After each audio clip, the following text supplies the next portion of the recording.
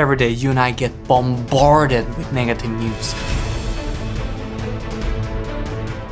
Just like the body becomes what we eat, the mind becomes what we're putting in. It is important to listen to stories that not only gives you hope, but also inspires you and uplifts you. In this podcast, we're interviewing experts who will break down the solutions to the world's most pressing problems.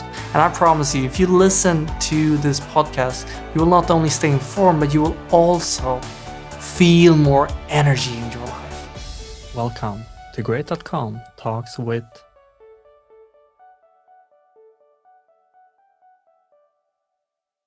Great.com is a philanthropic project where we're donating 100% of the profit towards the most effective cause areas.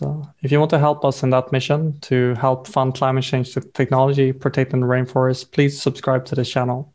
The topic of today is exploring the past in a creative way and also learning from history on how to make a better future.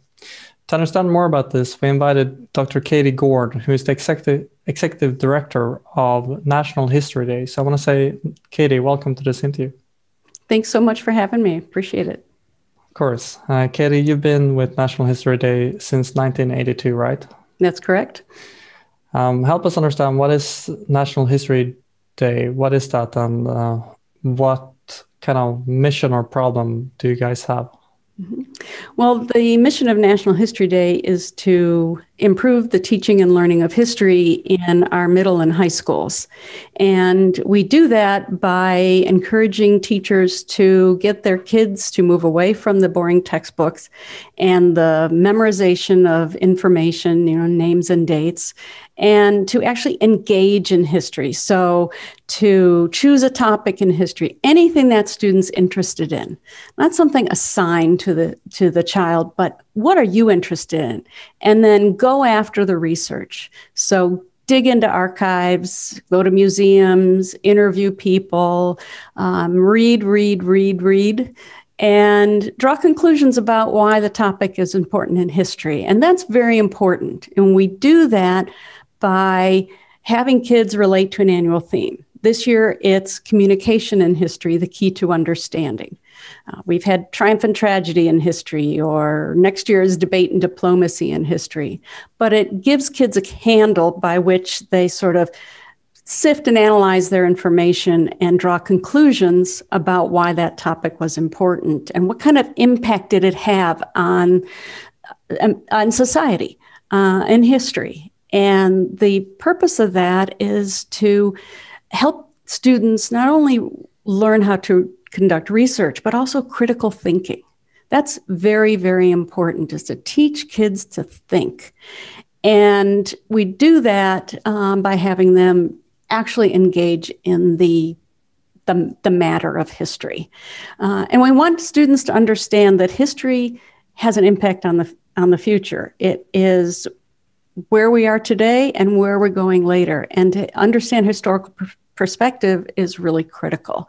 So it's teaching students to learn history in a different way, teaching them skills, research, communication, writing, and so on, but also the importance of knowing the past. And we found that early on that we needed to help teachers learn how to do that before we could expect them to help their kids, because so many teachers just did not major or minor in history in college. And in the US, they're social studies teachers. They are certified to teach it.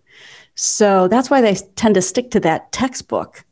So we offer a lot of professional development opportunities for teachers, trainings and instructional materials that we produce and that sort of thing. So that's sort of the core of National History Day. But the other problem that we also tackle out there is not just the way in which it's taught, but to advocate for more history education in the schools.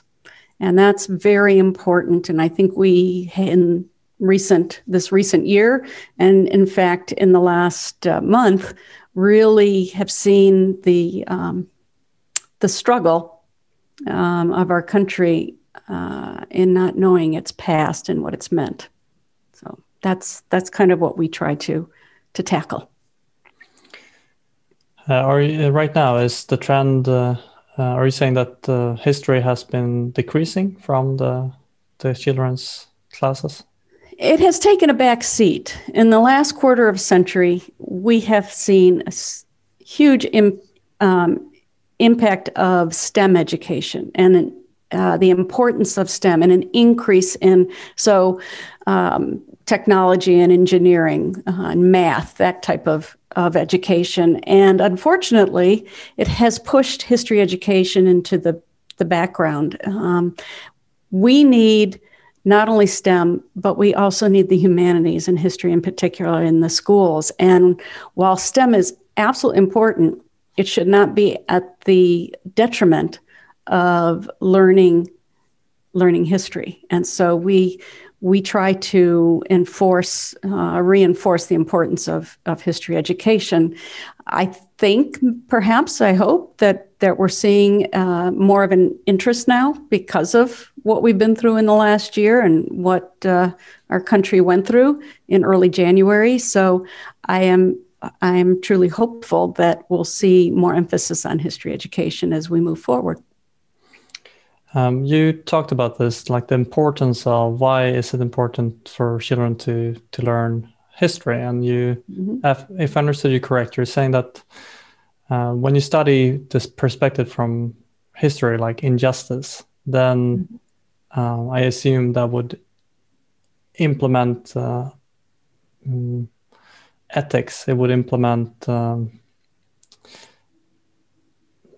all the kind of learnings that would be quite dangerous to not infuse in the generations who will create the future. So that I'm hearing as a very important part that that you guys are helping to reinforce. Absolutely. Studying the past, by doing that, we encourage the development of empathy.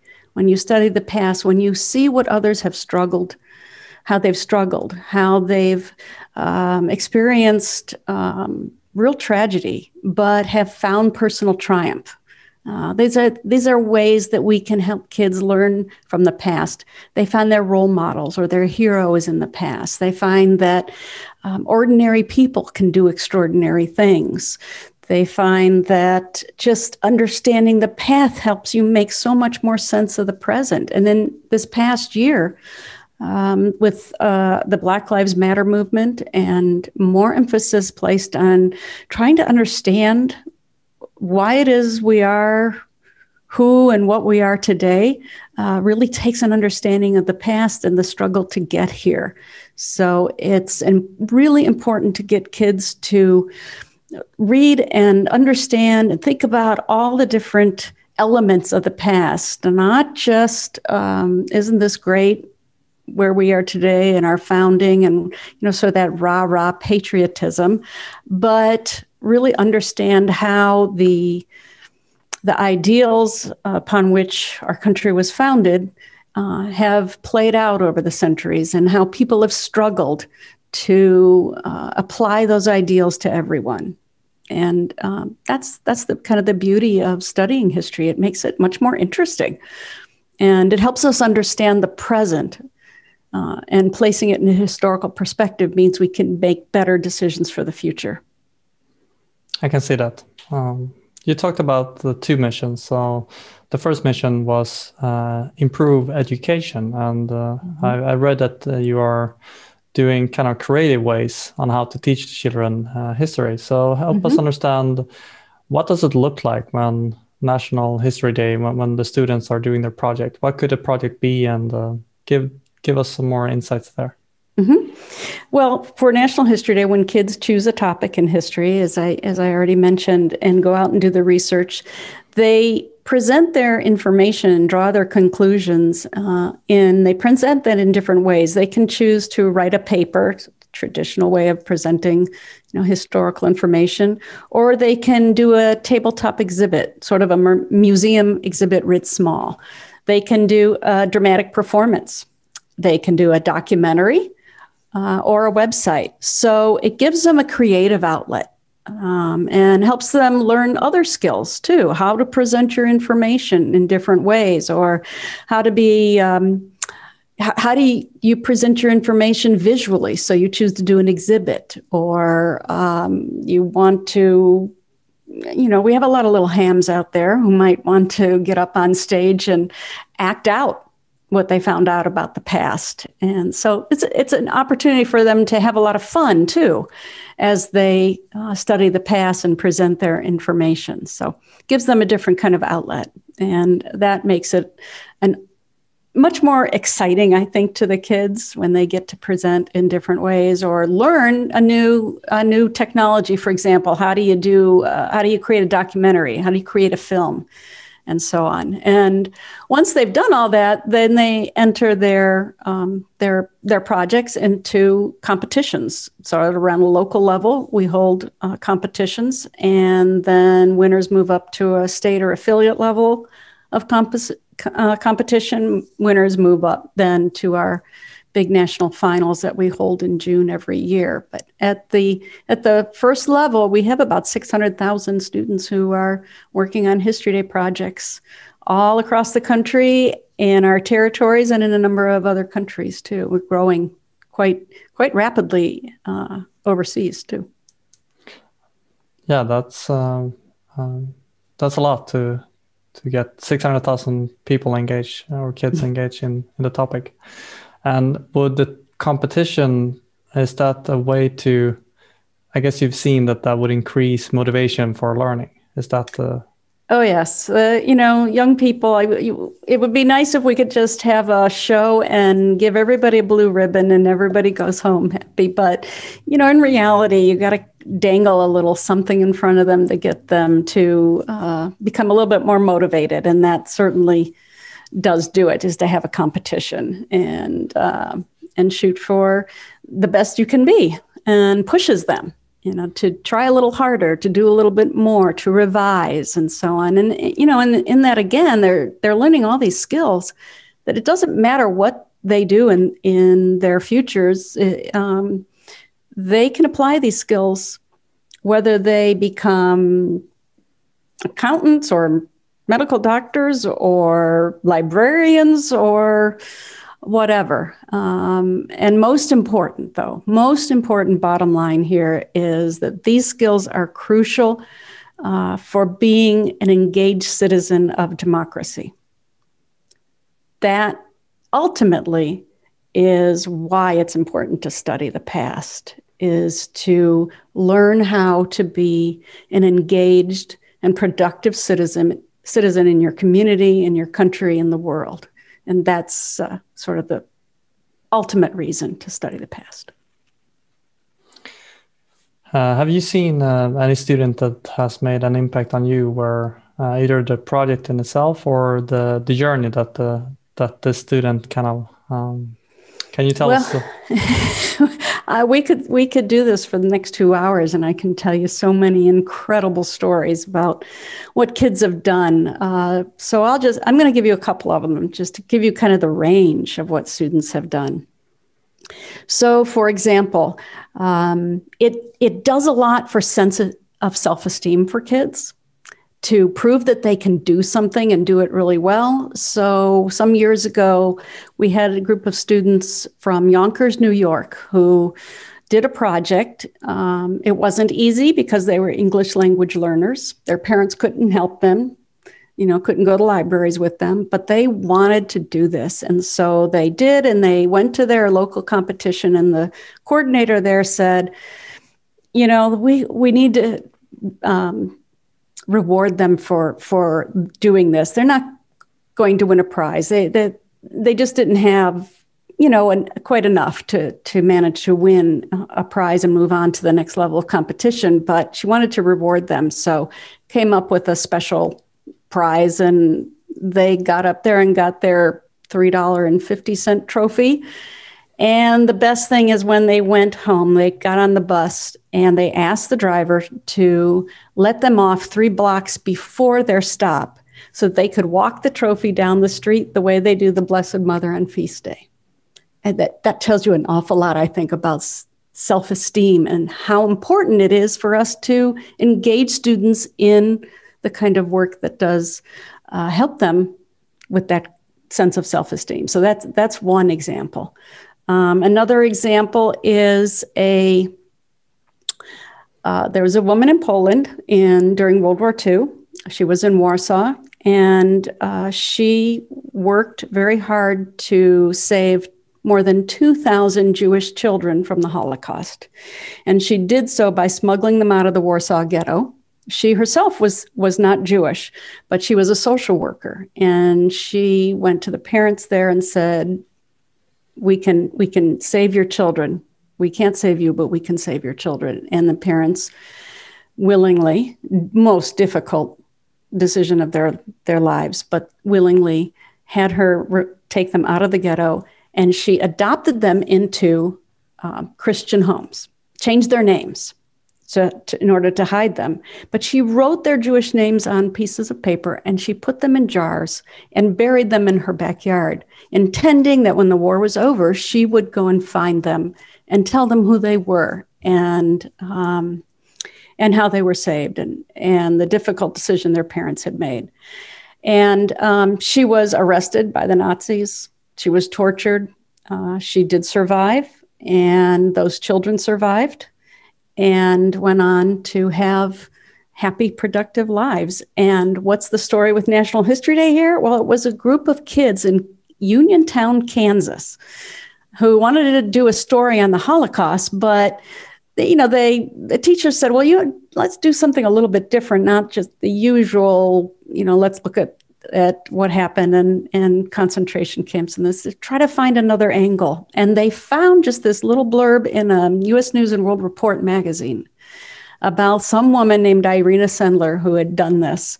And they figured, well, she's probably long gone, but little by little in their research, she was still alive, living in Poland. And the students not only told her story and started corresponding with her, but they were able to raise enough money to have her placed in a good nursing home, because she was over 90 years old, and to tell her story. And eventually those students were invited to go to Poland and meet her. They met their hero and they told their story, and it had huge impact on those kids. Still does. They're all adults now, but they still talk about that. And certainly it had a huge impact on Irina Sendler. And so this is kids who do History Day even change history. I can see why that impose or infuse empathy in the children and the people listening to. Yeah, I see. Absolutely. We're going towards the end here, and I want to give more space for you to. When people think about National History Day, what do you want people to understand that is important to understand? Well, I think I want people to understand that the study of history is extremely important, especially in a democracy. And that way in which we have young people study history is also very critical. That memorizing names and dates does really nothing. And in fact, it sort of emphasizes that we don't really need that much history education because, it's just names and dates. It shouldn't be, it doesn't have to be. And moving forward, I do hope that we will see more emphasis on good quality project-based history education and more of it. When it comes to like a call to action, is there anything that you want people to do after hearing this interview? Well, I'd like to see people get involved in the program, and they can in different ways. Number one, of course, we are a nonprofit organization, and so we need donations in order to survive and do the good work that we do. So that's one thing is contribute to the organization, but also to try to find local History Day programs. You can go to our website, www.nhd.org, and find History Day programs in your area, or your state, or wherever, and get involved. Volunteer to serve as a judge at the contests. That's a wonderful way to get a good feel for what's happening with our younger generation. You read in the paper about how everything's wrong. Nothing is good. Kids can't learn, guns in schools, all this other stuff. This is something that's really, really good and exciting in education. So get involved and be a judge or volunteer in some other ways. But check out what kids are doing. And I think we can all feel pretty good about the future with this generation coming up behind us. If you do want to check out, you can go to www.nhd.org. Very easy, nhd.org. And Kathy, it's quite easy to understand why you've been involved in this for the last almost 40 years now, right? Mm-hmm, that's correct. Yes. Yes. It never gets old. I can see that when the kids are bringing the creativity to the next project. So thank you very much for helping to clarify the work that you're doing and why history is important. I think that is an interesting perspective that at least myself have not thought about. Well, thank you for having me and allowing me to tell the story of this remarkable program and such remarkable kids and teachers. Don't forget the teachers, because they're the ones that get their kids involved, and they're such a dedicated group of individuals. We owe teachers a huge debt of gratitude.